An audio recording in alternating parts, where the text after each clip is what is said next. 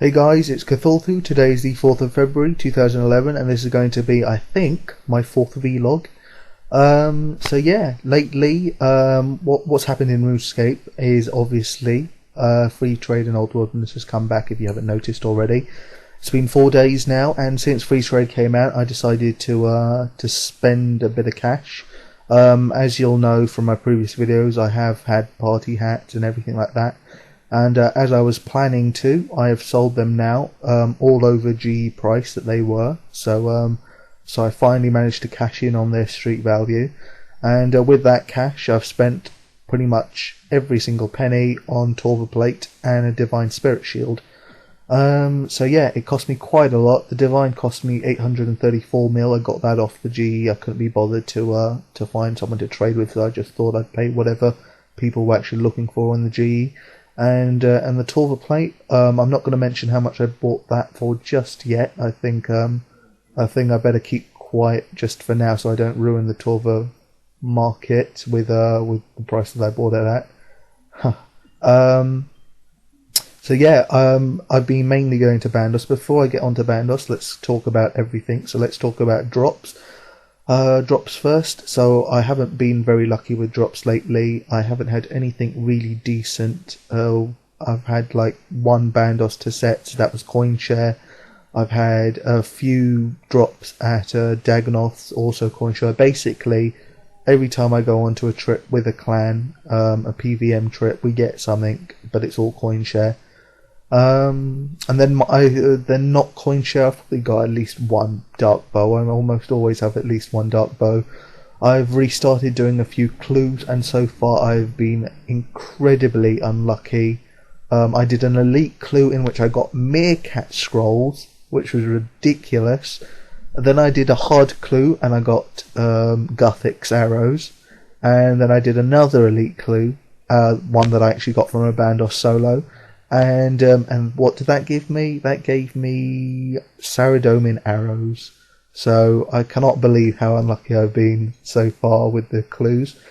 I'm probably just going to try and do elite clues while I'm killing Bandos now, because I don't really want to pick up a hard clue if there's a chance that I could get an elite clue later down the line.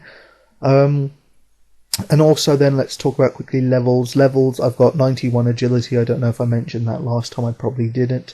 I also have got 99 rune crafting finally. I've been putting that off for some time for no real reason. I was just waiting for something to make me want to get it. And on the day I sold my Pernix body, and I got a white pea hat for it and a red pea hat, I finally decided that that would be the time to sell it. Sell it? Sorry, I'm not even listening to myself anymore. As soon as I got my white and my red pea hat, and I was just happy with everything, I thought that was the best day to get 99 rune crafting. So I just invited a couple of friends to join me, write me some messages, and I got 99 rune crafting. So that's that all over and done with. And then what else? There is that's it actually. So that's levels, that's drops, and now let's get on to what this video is mainly focused at, and that's Bandos. So I haven't been I'm not much of a prolific Bandos soloer. I've only really just started it. This is really pretty much my first time. When I say first time, I mean I've done it now 4 trips worth. So but I'm still starting out. My first trip I killed 19, my second I killed 21, my third I killed 24, and my fourth, which you're currently watching, is my I killed 28.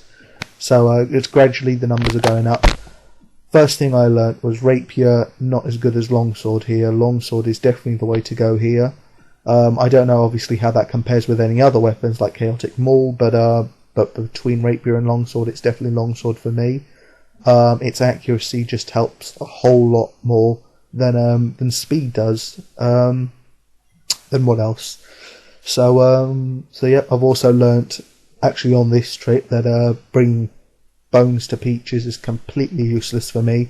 I can't use them while I'm killing Bandos, because wasting an entire turn just to eat a peach and gain 90 HP is completely pointless. And then afterwards, the rangers and the meleeers don't do any damage on me. Well, they do damage obviously, but it's usually deflected, it's usually 0, they usually only hit like 100 max. and that's something I can soul split them for most of my HP back. So it's not worth eating even during killing the minions. So Bones to Peach is definitely not worth me bringing, but definitely worth it if you don't have something like a Divine, if you don't have that great melee defense stats. Other thing I worked out was that bringing Kirill's skirt rather, that was completely useless for me. I'd rather take the mage hits and be able to completely take all the range and melee hits from the minions. It just seems better that way. I just use less food somehow. And the mage doesn't usually do that much damage on me, 50 usually. So taking a few 50s every kill isn't too bad.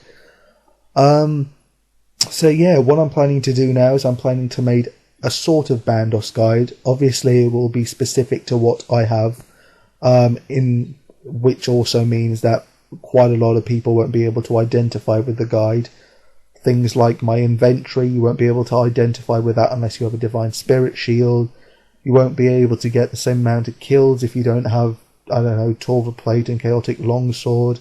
So yeah, it will be quite specific to only very, very few people, or rather very few people find it useful. But really, it's not really about a guide, or it being about a guide. What I really want it to be is just to, be a video where people can see what I can do, what others can do, what they can do if they have this kind of setup. The one thing that I'm really missing obviously is Torva Plate legs. There's no way I'm going to get those unless I can raise some cash, but those should be well out of my price range right now. So hopefully maybe 2-3 months down the line, if I'm lucky, I will continue going to Corporal Beast, trying to get loot share drops, loot share potential, and if I get loot share potential, first place I'm going is Nex, because yeah, that's the place to go. You don't want to get a Spectral or an Arcane at Corporal Beast and then have all your time wasted for a 50 mil drop. You want to go to Nex, because you're pretty much guaranteed that whatever drop you're going to get, it's going to be worth at least 300 mil. And if you're lucky, well then it'll be a bill or more if it's the right drop. So yeah, that's something I'm definitely planning on doing, the Bandos guide, and then I'm going to hopefully get Torva Plate legs and make an even better guide after that, an even more unaffordable guide for people who will probably never be able to raise that much cash, or won't be able to get Torva for years to come. I probably won't be keeping the Torva Plate too long, because as much as it is nice, it is, I don't know what I'm going to do. For now, this is what I'm doing though. I've got like 5 mil to my name in cash, and the rest is all in items. I think I've said everything, my levels, my drops. In fact, look, one thing I want to finish with, definitely worth getting the Dwarf Grave now, because that's a 15-minute grave timer without anyone having to bless it. That's absolutely fantastic for Bandos. Even if you have a bad connection, you can easily get your KC in 15 minutes, if not way, way less. So yeah, all that together, the Torva Plate, the Divine, the Chaotic Longsword, and the 15-minute grave timer, it makes me feel so safe. There's just nothing to worry about when going to Bandos anymore for me. Because even the best of players, it must be somewhere in the back of their mind that they could die, not by any fault of their own, but just, random chance, maybe really bad luck, a great combo from Bandos. People can die whether they're skillful or not. And I think that's all been taken out of the equation for me. Even if I was to get extremely bad luck, I reckon I could still kill Bandos and not die. So definitely worth getting the Graver timer. Also, so from Bandos, I've killed almost 100 now. I've had nothing decent. I've had an Elite Clue, I've had an Effigy, which obviously I appreciate. I love effigies. And I've had a God Shard 1, but not a single decent Bandos drop. So I'm probably going to go Bandos right after I've finished making this video.